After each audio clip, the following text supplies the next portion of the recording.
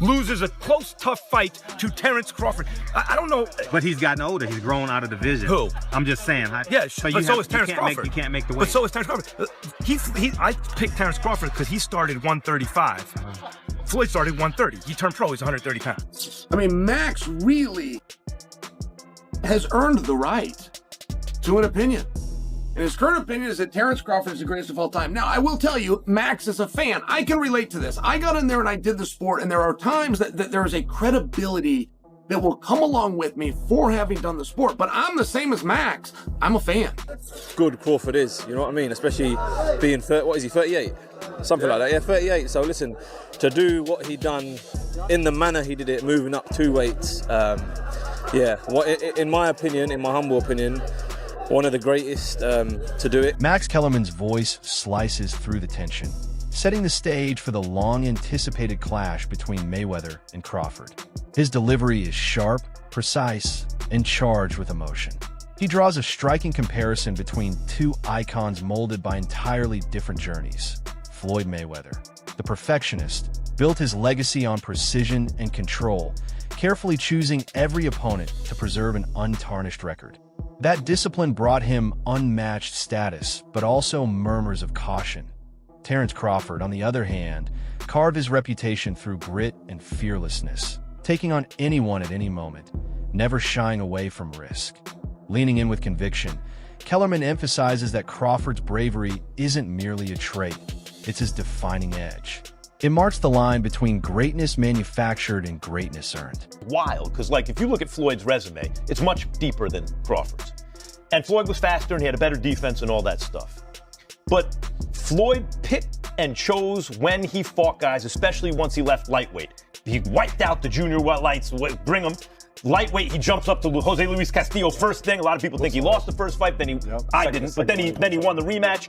But once he left lightweight, he was careful about when he fought guys. So even though his resume is deeper with names, people remember, but he didn't want it with certain dudes at certain times. Crawford, we all witnessed, even though the resume is thin in certain ways, he wanted it with everyone the whole time. That makes a difference to people. Max Kellerman has never shied away from challenging boxing's sacred figures. Time after time, he's raised the daring question: does Floyd Mayweather truly merit his place atop the pound-for-pound hierarchy? Kellerman concedes that Mayweather's craft is immaculate, his defense almost otherworldly. Yet he reminds us that true greatness isn't measured by perfection alone.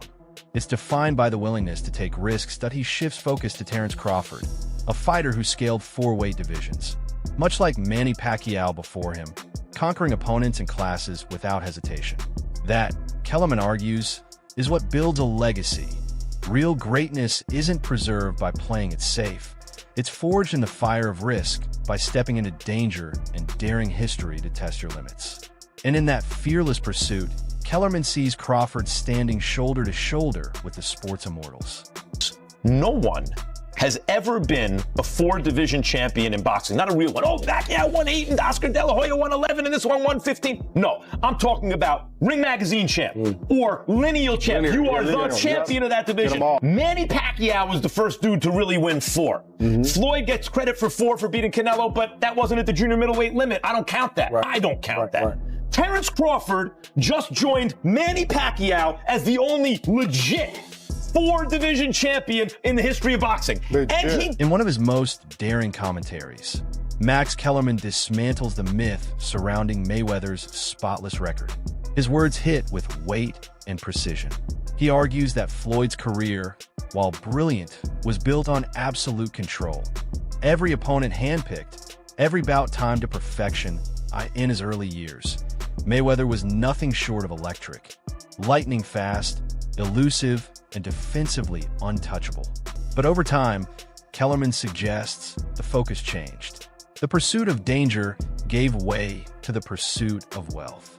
The undefeated was fighting everyone right up until the point where he started to make money. But as much credit as you get for making, the primacy of business, for making business your priority, Well, that comes with trade-offs, because when you make business decisions constantly, sometimes your athletic achievements won't be regarded in the same way as if you made athletic achievements your priority. That said, Mayweather has accomplished a tremendous amount athletically. But the three fighters he didn't fight, Antonio Margarito, Manny Pacquiao, when he was obliterating De La Hoya, Hatton, and Cotto, and Shane Mosley when he still had something left. And while he will wind up fighting Pacquiao and Mosley, it'll both be, at the right time for Floyd. That said, what about at the right time for Floyd? He's also ancient. A fighter approaching 40, fighting at the level Mayweather is fighting, is unheard of. Mayweather, until recent times, would be considered one of the greatest older fighters. That would be the whole story. Oh my God, can you believe how old Mayweather is? It's a little bit unfair to Floyd. Say, well, you're picking these guys at the right time. Floyd is old. When Max Kellerman boldly suggested that Terence Crawford could be the greatest pound-for-pound fighter in history, the boxing world exploded in debate.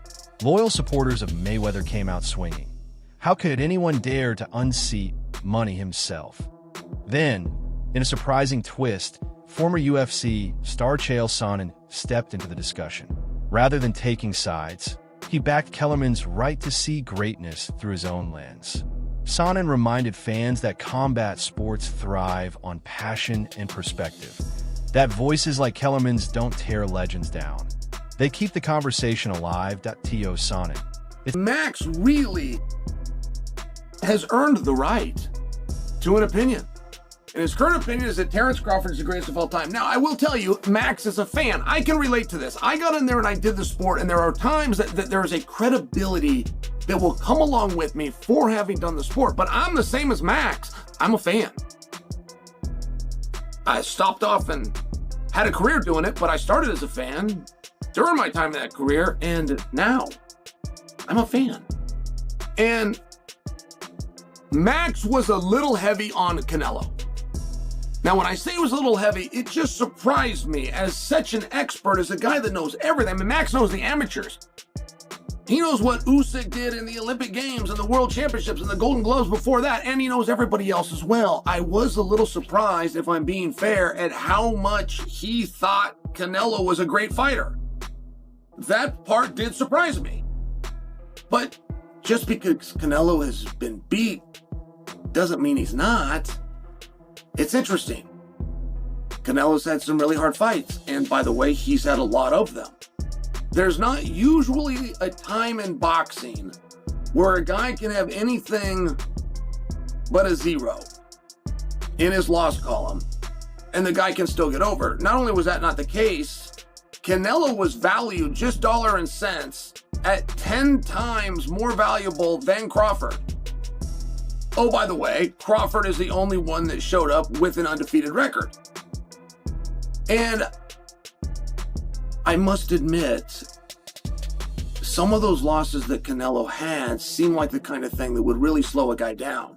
The boxing world went into a frenzy when rumors emerged that Terence Crawford was setting his sights on a new challenge, becoming the undisputed champion at middleweight. Fans were divided.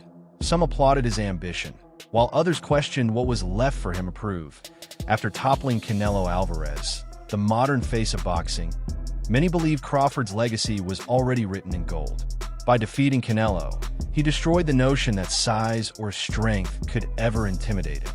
Yet Crawford isn't chasing recognition, he's chasing transformation. The fire that drives him hasn't dimmed, it's evolved. Anti-climaxing for him to drop back down because you already reached the height. You already slayed the giant.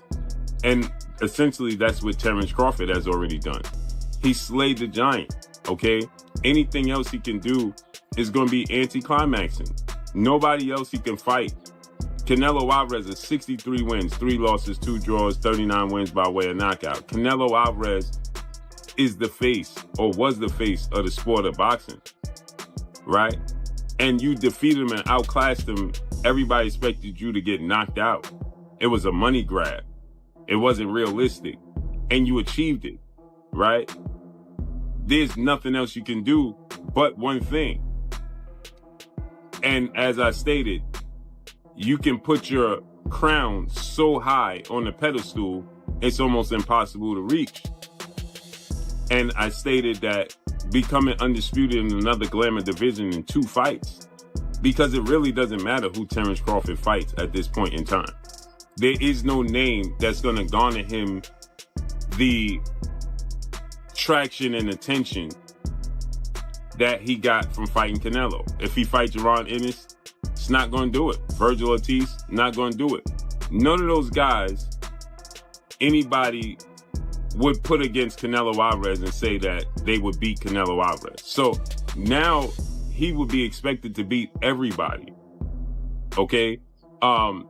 Sebastian Fundora, the Towering Inferno, because of the size difference, he's 6'6", 80 plus inch arm reach, right? At fighting at 154 pounds, that would be attractive. The conversation turns to boxing's greatest of all time.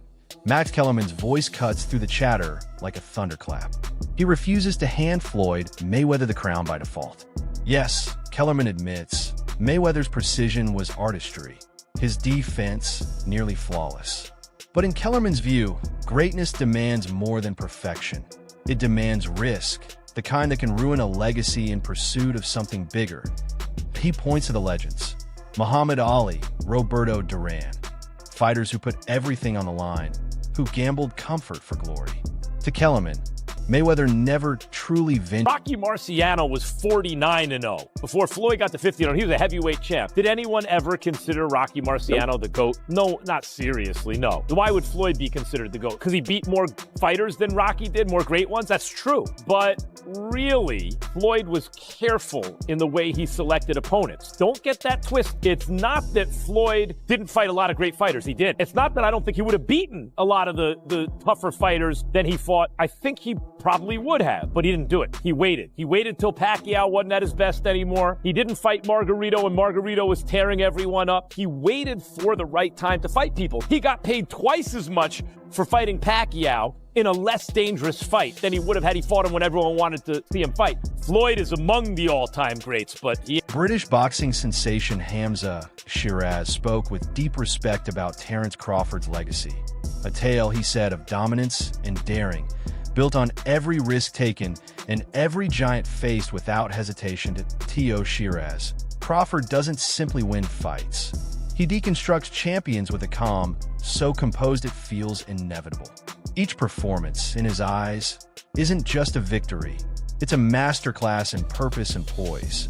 Shiraz believes greatness isn't found by sidestepping the storm, but by walking straight into it.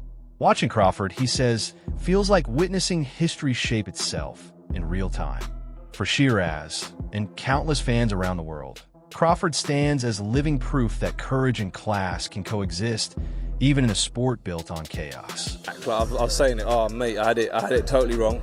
But it just goes to show how good Crawford is, you know what I mean? Especially being, 38?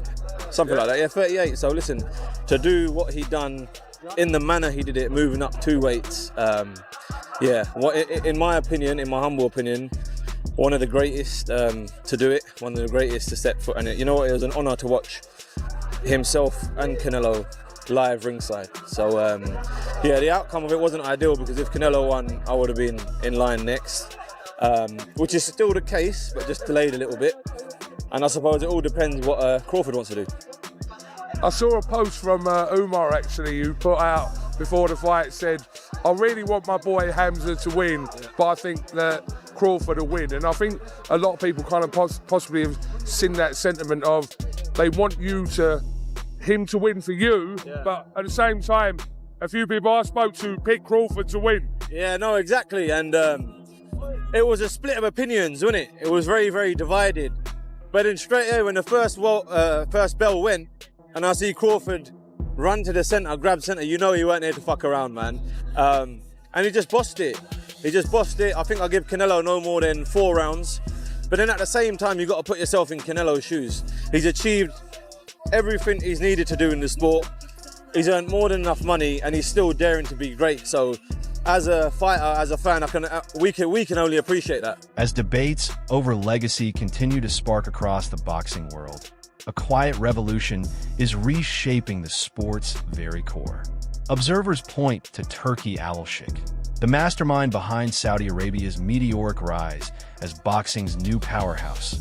Once dominated by Las Vegas lights, The biggest fights are now unfolding beneath Saudi skies. Grand, cinematic spectacles that have captured global attention.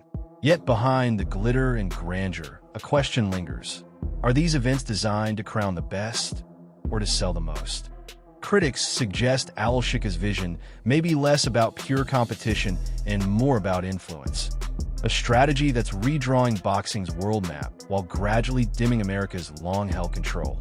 Each blockbuster bout ignites excitement, but also unease. Is boxing evolving into a true global empire or drifting away from the raw authenticity that once defined it? The answer, like the next big fight, remains tantalizingly out of reach. I had been telling you that he was not coming to America with that. For that, he is coming to take boxing to Saudi Arabia. He is not trying to help boxing in America. He is trying to help boxing in Saudi Arabia. And in order to help boxing in Saudi Arabia, he has to do damage to American boxing, because American boxing is the mecca of boxing right now, and he wants to change where the mecca is. So when he backed Canelo Alvarez and Terence Crawford, I did a video and I said, we know what this is going to be. This is going to be them trying to get this fight over for Canelo Alvarez. And then after that, Turki Al-Sheikh wants to take Canelo Alvarez to Saudi Arabia so he can fight Hamad Shiraz. And Hamad Shiraz can be the one to beat Canelo Alvarez and become the undisputed champion. And that was the end game that Turki Al-Sheikh had.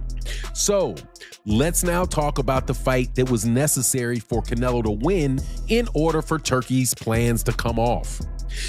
Terence Crawford had to lose to Canelo Alvarez. In the fight itself, as I have witnessed and many people have witnessed, that was not a close fight. That was a fight in which Terence Crawford won and won convincingly. The fight was probably close up until around round 4 or 5, at which point in time, Terence Crawford pulled out and pulled away and dominated that fight. Many experts, including myself, say that Terence Crawford won all but maybe 2 rounds. And there are some people that said that they didn't think Canelo won any rounds convincing.